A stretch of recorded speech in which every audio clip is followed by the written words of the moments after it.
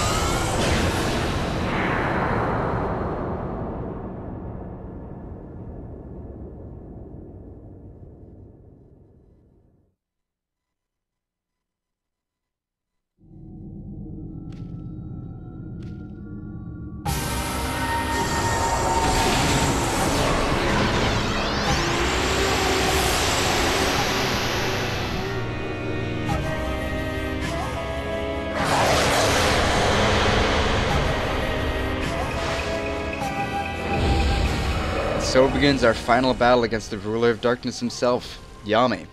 He's stolen all of our brush abilities, so we're basically powerless. We have no brush abilities, no ink, and no divine instrument. We are so much weaker than we are used to being throughout our entire adventure, because we even began with a divine instrument. Yami simply stolen all of our powers. His Saw Blade attack just simply jumped to avoid it. The Saw Blades are the only thing with a hitbox, so I'm getting hit plenty here. You seem to keep your godhood, regardless of if you don't have any soul energy or not. This first form is going to begin destroying the floor, which if you fall in, you'll lose some health. But even though we are weak, we can beat up on Yami, and doing so gives us rejuvenation, the power to restore broken or missing things, and it was obtained from Yomigami. It allowed us to restore the River of Heavens and the Cave of Nagi, among other things around Nippon. Among those things is actually the floor in this fight. You can use rejuvenation to restore it. So, you'll basically be a bit safer running around the arena to battle Yami. But more importantly than rejuvenation, in my opinion at least, we have our divine instrument back, Solar Flare, the weapon of choice in this fight, at least for me. Not so much because of effectiveness, though I personally do think it is one of the more effective ones against Yami and bosses in general, more so than rosaries and glaives, but because it's our weapon. It's the weapon, that Shiranui wields, and it's so our weapon. You can use whatever weapon you want, but Solar Flare has always been my choice for this battle. I think I have the Ice Beads, or whatever they're called, Ice Beads, as the sub-weapon. I'm sorry, I can't remember the name right now. We met Tachigami in the Cave of Nagi after restoring the Blade of Nagi's statue. It was upgraded to Power Slash 2 in North Hiroshima Coast and Power Slash 3 in Kamui Ezufuji. This allows to cut iron and crystal rocks respectively. So Power Slash is definitely one of the powers we use most, and it's definitely one of the most effective ones in this fight, dealing a lot of damage when he's tired or grayed out, whatever you want to call it. But that quickly allows us to get our third power here. The Hanagami trio gave us, Green Sprout. Sakugami gave us Bloom so we could bring withered plants back to life. Hasugami gave us Lily Pads to let us traverse water on Lily Pads. And Tsutagami's Vine ability let us bring ourselves to Konohana Blossoms. In this fight, we can use Bloom only to open Yami up and attack his core. His core seems to just be a small fish-like creature in a ball, but it's in this core of Yami, or in this outer shell, let's say. This outer shell has markings on it strikingly similar, yes, I suppose very similar to markings found on artifacts of the Moon Tribe. My personal theory is that this outer shell was made by the Moon Tribe to bring out Yami's latent abilities that he couldn't bring out otherwise. I don't know exactly why they would do this, perhaps to conquer the Celestials in some way, or to just rule the universe, I don't really know. But the Moon Tribe was pretty destructive overall in their entire lives. The explosive power of Cherry Bomb. Bakugami's power. It was found in Shinshu Field after helping Tama. It was upgraded to draw 2 bombs at once in North Hiroshima Coast, and then 3 in Kamui. Cherry Bomb here basically lets us blow up Yami's outer shell to reveal his core, letting us do more damage. His core takes way more damage than the outer shell, quite obviously, because it's Yami himself and not just some defensive measure that was created to defend him, I suppose. This form, as well as it being able to light itself on fire, can sort of open up like a snake and has different layers, as you can see here. It generally has a snake form later on. So, attacking Yami there, you can do a lot of damage. But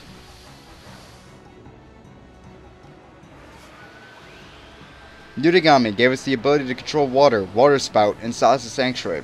It was upgraded to Deluge for watering Himiko's grave, allowing us to make it rain, and Fountain in the Dragon Palace, letting us activate Mermaid Springs for free.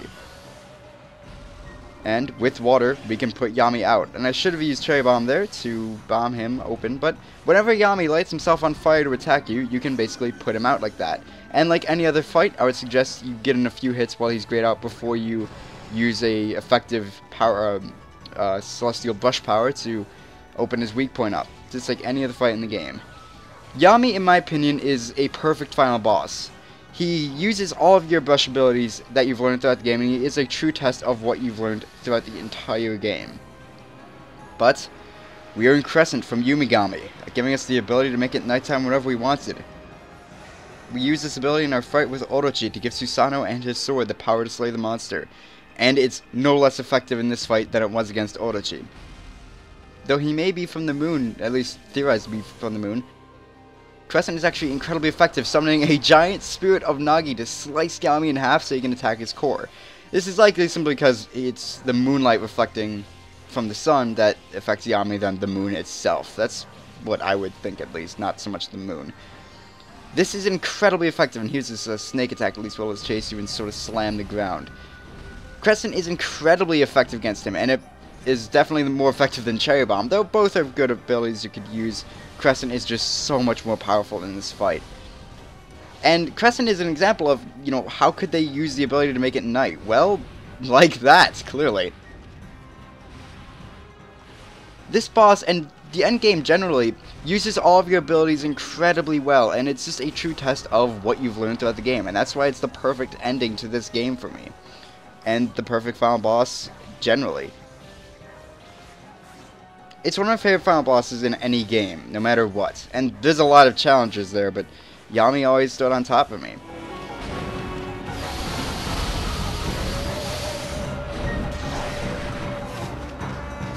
I took a moment there to be quiet to give you time to listen to Yami's battle theme.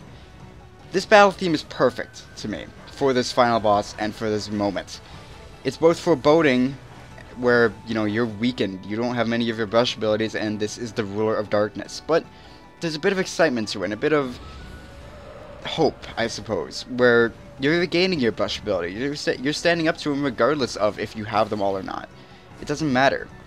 The second form is a slot reel. Basically, you power slash him to make him stop, and the element he stops on, or whatever picture he stops on, I should say, will cause a different effect. This one, you know, he spits these fruits at you that the evil trees would have thrown at you. The first one was flames, you simply power slash them back, and ice you power slash back as well. For doing that, we can damage him, and that will give us another power when you get these three symbols landing on it all at once. Restore the wind to Kusar Village. You got the power of Galestorm, giving us control of the wind. It was upgraded to the defensive technique Whirlwind for giving the chef in North Yashima Coast the Marlin. In this fight, it's simply used to blow away wind that Yami will call, create, summon, make, I don't know, create's the same word as make, whatever. To blow away the fire that he'll make. So, helpful for just avoiding damage, a lot like Restoration, or Rejuvenation, apologies, in the first form. But we already have a second one for doing so much damage to him. Moegami gave us the power of Inferno in the Moon Cave, letting us control fire. It was upgraded to Fireburst for bringing the chef in Cyan City the Golden Mushroom. Fireburst is definitely one of the more useful upgrades to the brush abilities, because, you know, it's so long into the game that you get the ability to make fire whenever you want, both through the weapon of Solar Flare, and, well, not so much the ability to control fire whenever you want, Solar Flare lets you do that, but also just the ability. Like, fire isn't everywhere, and it's an incredibly powerful technique, so allowing you to make it whenever you want was incredibly helpful. But we as well just used fire a lot to do puzzles and defeat monsters, and I think it was a lot of enemies full finishers, along with Galestorm and Power Slash was probably one of the more common full finishers, maybe as well alongside Bloom.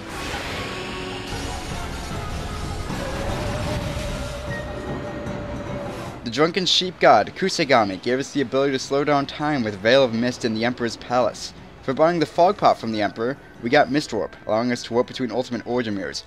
We use this power a lot. It's incredibly helpful in battle, and in this fight, it's incredibly helpful as well, letting you basically decide when to stop, when to stop the slot reel, I suppose. As you use Veil of Mist, the spirit of Queen Himiko will actually appear and start dancing for you to give you, solar orbs to heal you, so that's definitely helpful. So, what do you do when you get all three brush abilities from this form? Well, if you get that symbol, Yami will basically pop out the top. I believe if you get all three, actually, Yami himself will fall and Yami's core will pop out for you to attack more effectively, but regardless, we finished him off, and actually that middle symbol gave us ink. Entering his fourth and final form. It's definitely his most defensive and also most offensive. He has these lightning arms that he can use to attack you, this giant laser that you have to double jump over, or just jump over generally. I believe you can make it. Find a way to avoid it generally. Eventually, or occasionally rather, he'll open up and you can attack his core with Power Slash, but you saw how little damage it did. Luckily, the first ability you get from each form generally doesn't take too long to get there, and eventually, Yami will eventually tire out and he'll fall as you do damage to him. But that's, I believe it's happening right now, so you can do more damage to him as he falls here, obviously. And I would definitely suggest Veil of Mist to slow down time and do more and more damage to him. the ability to climb walls was granted to us by the great god of walls, the greatest of them all, Kabegami, allowing us to scale walls with a cat statue near them. This is one of the abilities in my first playthrough. I was like, okay, how the hell can they use this in a final boss? Well, on the side of the arena, there are these walls you can scale with catwalk. That will give you things like a steel soul sake and so on and so forth. This isn't the most incredible use of a power, certainly, but it is a use, and to me, that's enough for an ability like Catwalk that I don't know how else they could have had it without having an entire section or form dedicated to the ability of Catwalk. So, in my opinion, they implemented Catwalk incredibly well for what it was, and again, this final boss is incredible because it uses all of the abilities you've gained throughout the game really well, or at least in some way to help you. But I believe this is actually one of the few times that, if not the only time, that chests appear in a boss at all, not let alone a final boss. This is only one final boss in Okami, I think. Pretty sure it's not a secret final boss, but yeah. These missiles that Yami's actually shooting at us that we barely got to see there are actually clay soldiers from Shinshu Field 100 years ago, if you remember. They were the minions of Orochi in the past. I'm trying to climb the other cat statues, but I can't get the chance because I have to fight Yami. And get another brush ability. My favorite brush god, Gekigami, gave us the power of Thunderstorm on Oni Island, giving us control of lightning. For helping Gen complete his clock tower, we got Thunderbolt, letting us strike lightning whenever we want. We also got Thunder's Edge a good while ago for defeating Orochi 100 years in the past, which is a glaive that allows us to control lightning. In this fight, Yami's hands will occasionally turn into sword-like things with 9 prongs, and we can hit them with lightning to make Yami pop his core out. If you remember back on Oni Island, there was a statue that had a 9-pronged sword. Great foreshadowing to Yami's 9-pronged swords here. That lets you do a ton of damage, allowing us to get our 13th and final brush ability. For stopping the blizzard raging over Kamui, Itegami gave us Blizzard, letting us control ice. It came with the upgrade Ice Storm, letting us create falling ice at any time. If you use Thunderstorm, actually, or rather the upgrade Thunderbolt, the Spirit of Rao will actually come and help you fight Yami. But if you use Blizzard in this fight, you can actually freeze Yami's core to stop him from shutting the slot to help you damage him. You can also use Thunderstorm to do a ton of damage to his core in one hit. You can also use Ice Storm to summon the Spirit of Oki to help you fight. Oki being the distinction here that he's not dead, but he comes to help you fight anyway because he's Oki and he's awesome. It actually makes sense to have Rao come and help, because, with the power of lightning I should say, because it was the spirit of Rao who was possessed by Ninetales, so we freed on Oni Island where we got the power of Thunderstorm. All these powers are actually done incredibly well here in this fight. Well, I suppose except for Catwalk because they don't need to fight, but still it's done well enough where it's helpful, I suppose. But Blizzard is actually used pretty well in this fight, allowing you to do a ton of damage to him. At least more easily, for a longer period of time. And I should apologize for Blizzard. Or to Blizzard, I should say. It's not used in side quests enough, in my opinion, but in terms of if you're just going through the main story, I think it's used well enough. It's definitely used well enough in the Valkyrie Shrine, having that cool, being able to freeze the wet air thing, and it's used well in this fight, certainly. But Yami's pretty low on health. You can reflect these missiles with Power Slash, just like any other projectile in the game. And he should be done soon. He's so low on health. This is definitely Yami's most defensive form, and I wouldn't, look down upon anyone for using exorcism steps. But with that, Yami is down.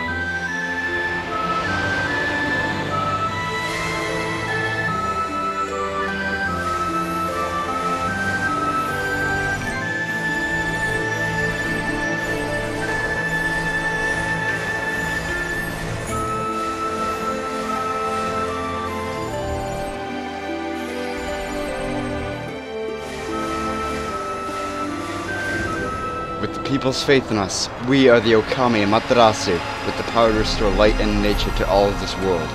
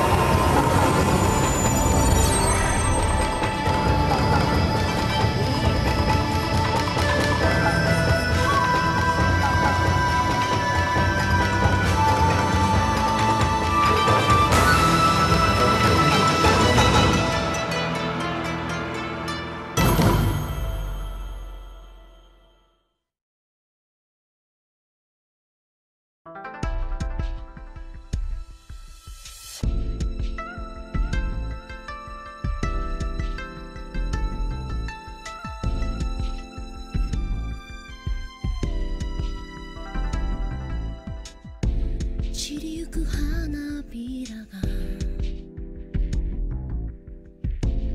街を彩るけど、最後の時なのと風が教えてくれた。季節は巡るから心配はいらないと、あの時横切った月が照らしてくれた。いつも同じ涙ばかり流し続ける。なくさなければ気づかないから、ただ一つ願いが叶うのなら、昨日の自分にさようなら。変わらない想いがあるのならば、いつか桜の下で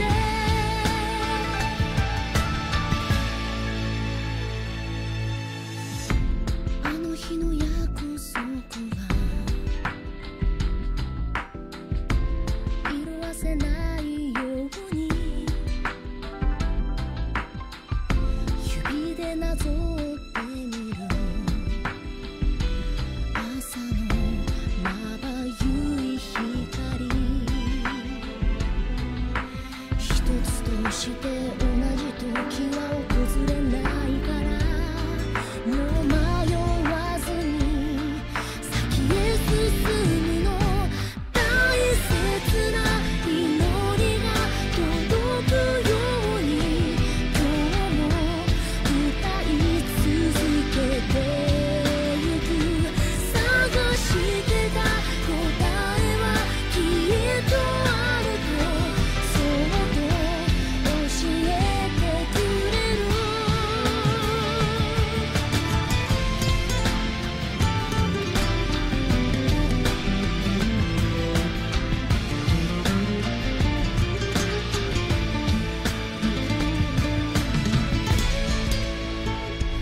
ただ一つ願いが叶うのなら、時を超えて届けたい。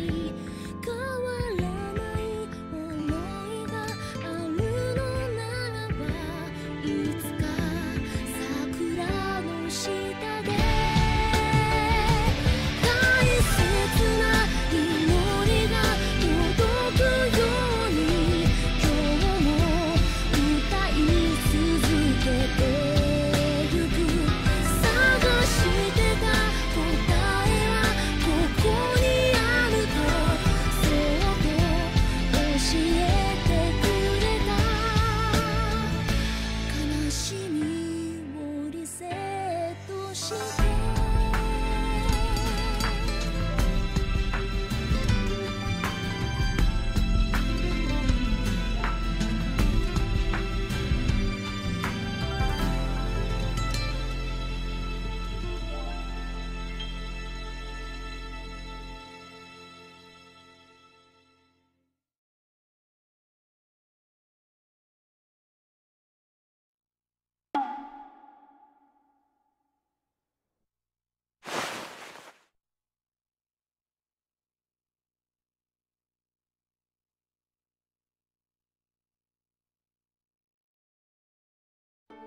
And that concludes this most secret of tales.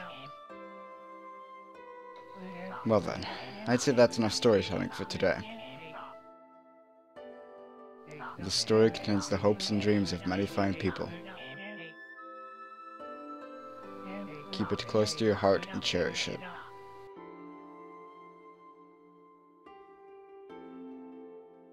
What's that? You want to know why I alone know this tale that no one knows? You listen to the whole story and never forget it out? You missed the whole point! Jeez, what's wrong with you? I suppose I'll have to tell the whole story all over again.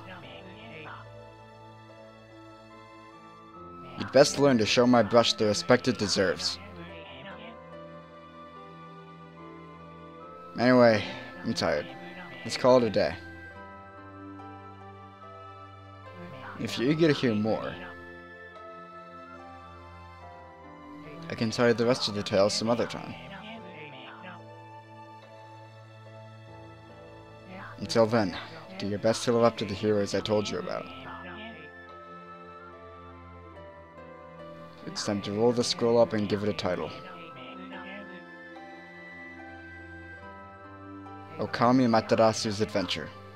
Come back again, okay?